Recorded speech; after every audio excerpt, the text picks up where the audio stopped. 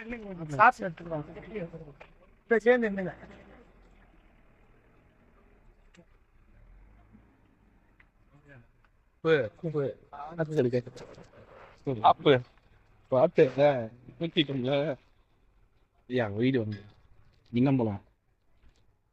மின்னம்பலம் மாதிரி ரொம்ப நாள் ஆச்சுன்னு சொல்லிட்டு இருக்கேன் உனக்கு.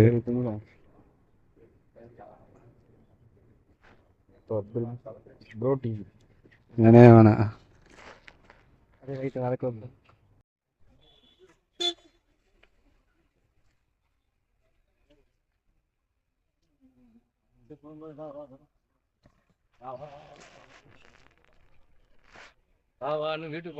கோவிட் பீரியடில் 2020 வருஷத்தில் சாத்தான்குள காவலர்களால் எங்கள் அப்பாவும் என் தம்பியும் விசாரணைங்கிற பேரில் அழைச்சிட்டு போய் கொடூரமாக தாக்கப்பட்டு 2 பேருமே கொலை பண்ணிட்டாங்க அவங்க. நாங்கள் வந்து எங்கள் அப்பாவையும் என் தம்பியும் இழந்து என் குடும்பமே அனாதையாக இந்த நேரத்தில் நாங்கள் நிற்கிறோம். 5 கொலை செய்யப்பட்டு 5 ஆண்டு காலங்கள் ஆயிடுச்சு.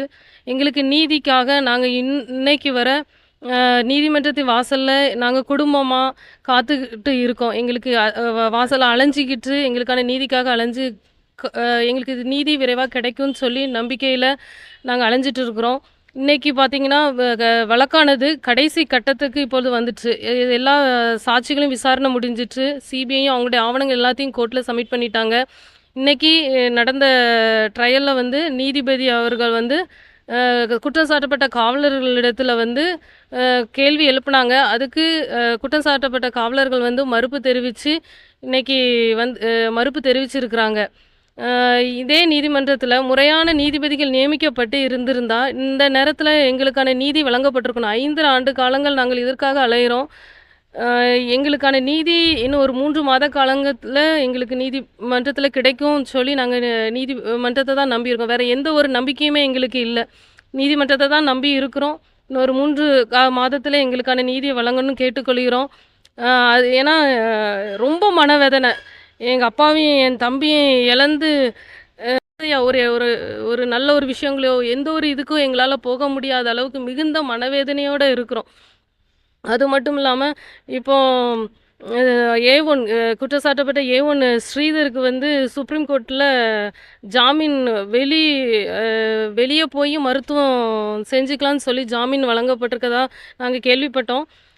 எவ்வளோ ஒரு கொடூரமான குற்றம் செய்யப்பட்டாலும் அவனுக்கு வெளியே போய் மருத்துவம் செய்வதற்கான உரிமை அவனுக்கு இருக்குது. என் தம்பியை வந்து எங்கள் அப்பாவையும் வந்து அவ்வளவு கொடூரமாக இந்த ஸ்ரீதர் இவன் என்னுடைய தூண்டுதலின் பேரில் மற்ற காவலர்கள் எல்லாம் அடித்து எங்கள் அப்பாவும் என் தம்பியும் அலற சத்தத்தை கேட்டு ரசித்து அந்த ஸ்ரீதர் அவங்க என் அப்பா மேலேயும் என் தம்பி மேலேயும் இரக்கம் காமிக்கல. எங்கள் அப்பா எங்கள் தம்பி மேலே எந்த குற்றம் கூட இல்லை. அவங்க மேலே இரக்கம் காமிச்சு அதில் ஒரு 10% அவன் இரக்கம் காமிச்சு அதில் ஒரு ஹாஸ்பிட்டலில் அவங்கள அட்மிட் பண்ணியிருந்தா கூட இந்நேரத்தில் எங்கள் அப்பாவும் என் தம்பியும் நாங்கள் இழந்திருக்க மாட்டோம். இப்படி அனாதை மாதிரி தெருவில் நிற்கிற ஃபீலிங்கில் அவ்வளோ ஒரு வேதனையான விஷயமா இருக்குது. ஆனால் அவனுக்கு அவனுக்கு இரக்கம் பாராட்டி அவனுக்கு ட்ரீட்மெண்ட் பண்ண உரிமை வழங்கியிருக்காங்க. அந்த ட்ரீட்மெண்ட்டை என் குடும்பத்தை என் தம்பிக்கும் எங்கள் அப்பாவுக்கும் யாரும் வழங்கலை. இவங்க நாங்கள் வந்து நீதித்துறையை தான் நம்பியிருக்கிறோம். வேறு எந்த சோர்ஸும் இல்லை. அது மட்டும் இல்லாமல் இன்றைக்கி வர எல்லா தமிழ் சொந்தங்கள் இந்தியா அளவில் உள்ள எல்லா சமூக ஆர்வலர்கள் வந்து எங்களுக்கு இந்த இழப்பில் எங்களுக்கு உறுதுணையாக இருந்தாங்க. வழக்கு நடத்துறதுக்கு அவங்களுடைய ஆதரவு ஒரு உற்சாகம் எல்லாமே எங்களுக்கு கொடுத்துட்டு இன்ன வரைக்கும் இருக்கிறாங்க. அவங்க எல்லாரையுமே நாங்கள் நன்றி செலுத்துகிறோம்.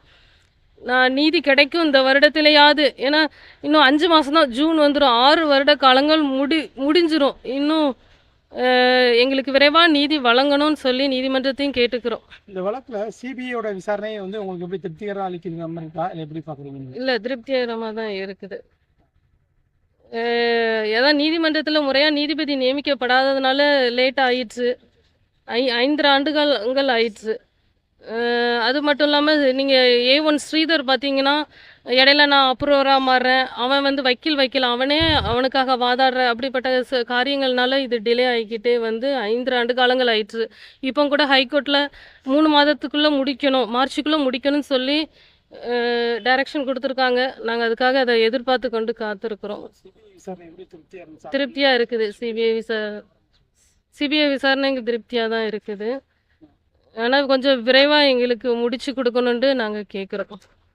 நான் நீதி நீதி எங்களுக்கு கிடைக்கல. விசாரணை முடிஞ்சிடுச்சு. ஆனால் நாங்கள் இன்னும் நீதி கிடைக்கலையே. இன்னும் நீதிமன்றத்து வாசலில் தான் நாங்கள் காத்து கொண்டு இருக்கிறோம். அதை கொஞ்சம் வேகமாக எங்களுக்கு பண்ணி கொடுத்தா நல்லாயிருக்கும்.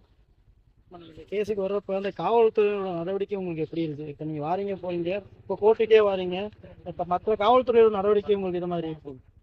அதை பார்க்கும்போது மன வருத்தமாக இருக்கும். ஏன்னா அவங்க வந்து இன்னுமே அந்த குற்றம் சாட்டப்பட்டவங்கள வந்து அவங்களுடைய குடும்பமாக தான் இன்னும் நினைக்கிறாங்க. நம்மளை பாயிண்ட் பண்ணி நம்மளை பார்த்துக்கிட்டே இருக்கிறது, ஏதாவது கமெண்ட் பேசுகிறாங்க, நம்மளுக்கு காதுகள் கேட்கல. ஆனால் அவங்களுக்கு வந்து இப்போ அந்த குற்றம் சாட்டப்பட்ட அந்த காவலர்களுக்கு அவங்க சுதந்திரமாக அவங்க ஃபேமிலியோடய எல்லாரு கூடயும் இருக்க அலோவ் பண்ணுறாங்க. இருக்கட்டும், அது அவங்களுக்கு உரிமையினே வச்சுக்கும். ஆனால் இதே போல் மற்ற குற்ற செயலில் ஈடுபட்ட குற்றவாளிகளுக்கு இதே போல் கொடுக்காங்களா? அது வந்து இல்லை. இதே எஸ்கார்ட் வர்றவங்க அவங்க மற்றவங்களுக்குலாம் கொடுக்கறது இல்லை. இவங்களுக்கு ஸ்பெஷலாக கொடுக்கும் பொழுது இதை என் தம்பி என் அப்பாவுக்கு இவங்க ஒரு இறக்கம் காமிச்சிருந்துருக்கலாம்ல. எந்த குற்றமே எங்கள் அப்பாவும் என் தம்பியும் செய்யலை. அநியாயமாக அடித்து கொன்னுட்டாங்க. அது மட்டும் இல்லாமல் நீங்கள் பார்த்தீங்கன்னா என் தம்பியை அடித்து அவன் ரத்தம் சொட்ட சொட்ட தரையில், நீங்கள் சாட்சி சொன்னதில் இருக்குது, பேப்பர் கேலண்டர்லலாம் அவனுடைய ரத்தம் வந்து சிந்தியிருக்கு. அப்படி ரத்தம் தரையில் சிந்தினதை அவனுடைய துணியை கலட்டி அவனை க்ளீன் பண்ண வச்சுருக்கானுங்க. அப்படிப்பட்ட இரக்கமற்ற ஒரு பெரிய மிருகத்தனமாக இப்படி பண்ணியிருக்காங்க. என் தம்பி எங்கள் அப்பாவை கூட்டிட்டு வந்து அடிச்சிட்டிங்கன்னொடனே நான் வேகத்தில் வந்துட்டேன், என்னை மன்னிச்சிருங்க அப்படின்லாம் சொல்லி கேட்டிருக்கான். அப்படி கூட அவனுங்க வந்து இந்த ஸ்ரீதர் அவனுடைய தூண்டுதல் தான், பாலகிருஷ்ணனை அடி, என்ன சவுண்டே கேட்கல, அடிங்க அப்படின்னு சொல்லி மிருகத்தனமாக அன்னைக்கு அவனுங்க நடந்துக்கிட்டாங்க. இப்போ கூட வர காவலர்களும் அதை செய்யும் பொழுது அப்போ எல்லாரும் ஒன்றா தான் இருக்காங்களோங்கிற ஒரு எண்ணங்கள் எங்களுக்கு வருது. என் பேர் பெர்சிஸ், ஜெயராஜ் அவங்களுடைய பொண்ணு. என் தங்கச்சி பியூலா.